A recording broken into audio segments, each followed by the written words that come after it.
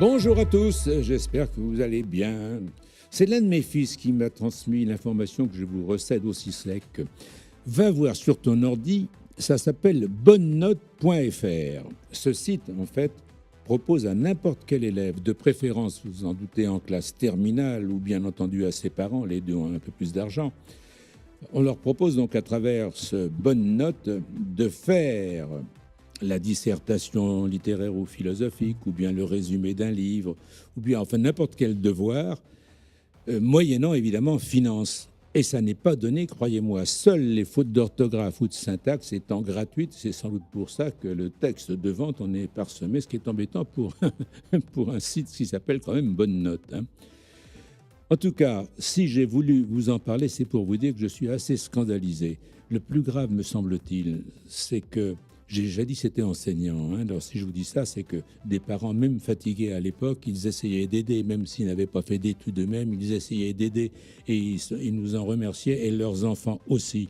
Alors que là, voilà des parents, même fatigués par une journée de travail, ont décidé d'abandonner leurs enfants dans ce mauvais piège. Voilà pourquoi je ne vous redonne même pas l'adresse de cette escroquerie. Même à toi, je ne la donnerai pas, mon cher Alexandre. Non, rien. non. Bon. Alors Philippe, aujourd'hui, notre invité est un homme pour lequel notre avis est comme la justice, en balance. On penche, on hésite entre l'engouement et le doute, chevalier séducteur ou arriviste médiatique. Comme héros attachant, il aurait certainement plu à Alexandre Dumas. Il est à la fois David contre Goliath, Jean Valjean, Robin des Bois, le pot de terre contre le pot de fer. Pas étonnant d'ailleurs que son livre, qu'il vient de nous présenter, soit aux éditions Don Quichotte. Mais n'est-il pas un arriviste médiatique, ambitieux, talentueux, grande gueule, maniant les réseaux sociaux et les coups d'éclat comme nul autre de sa caste d'avocats, pour une plus grande notoriété, pour faire la nique au baron des barreaux et tutoyer les sommets au risque de se brûler. Certains de ses clients sont souvent à la une des médias, empêtré dans des affaires sulfureuses. Il fait corps avec ses clients, dit de lui l'ancienne juge Eva Joly. Bon, comme il s'occupe aussi de Clara Morgan, Tristan Banon, Isabelle Adjani, on ne va pas lui reprocher de faire corps avec elle. Hein. Quoique avec Adjani, aujourd'hui, c'est... Bon, enfin bref. Alors, ses proches disent aussi de lui que c'est insensible. Marc-Olivier Fogiel, par exemple, affirme que quand il défend quelqu'un, c'est à la vie, à la mort. Il est capable de déplacer des montagnes, de menacer juridiquement un ministre pour faire avancer la cause des enfants adoptés d'Haïti. Il a aidé au rapatriement de 500 enfants légalement adoptés. Il a organisé avec l'association SOS Haïti une vente aux enchères caritatives dont les fonds servent à financer la scolarisation d'enfants vivant dans un camp à Port-au-Prince. Il vit, paraît-il, sans limite, comme s'il devait mourir demain.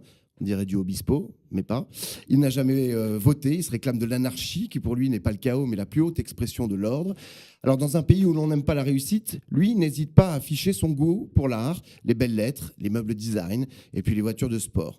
Ce Toulousain au sang chaud pensa, normal pour un Don Quichotte, qu'on ne devait pas le contrarier. Elle est bien celle-là. Il était un boxeur amateur, il donne d'ailleurs souvent l'impression d'avoir envie de frapper les journalistes qui le taquinent. J'espère que ça ne sera pas notre cas, en tout cas pour moi. En plus, tu as raison, c'est les pires des boxeurs. Oui. C'est-à-dire que, fait comme ça, tu as l'impression que quand il se déshabille, il fait 30 kilos. Ouais, non, mais alors, c'est des boules de muscles. Il a une belle allonge, paraît-il. Bon, moi, il sait que je suis champion du monde de Jokari et que de toute façon, je le prendrai comme avocat pour me défendre. Oui, c'est moi qui prendrai tous les coups. Voilà. Quoi. Donc, il va se tenir normalement. ou pas. Parce que, justement, il a collé une mandale au plus fameux de ses clients, Kerviel, Jérôme Kerviel. Oui, c'est sérieux. Ouais, pour qui notre invité s'est aussi transformé en magicien. Parce que Kerviel devait 4,9 milliards à la Société Générale. Et d'un coup de baguette magique, eh bien, la somme s'est transformée en 1 million d'euros. Mais notre David Copperfield des tribunaux, notre Gérard Majax des plaidoiries, notre Garcimore du droit compte bien réussir son tour et faire disparaître entièrement l'amende. Soit dit en passant, moi qui travaillais en salle de marché et qui, après l'écoute des bandes qui enregistrent toutes les transactions des traders, me suis fait virer pour la colossale somme de 40 000 euros. Eh bien, imaginez que la direction d'une grande banque n'ait pas vu que son trader avait une pause de 50 milliards. C'est un peu comme si je faisais l'amour à une fille devant ma fiancée et qu'elle me reproche après de l'avoir fait.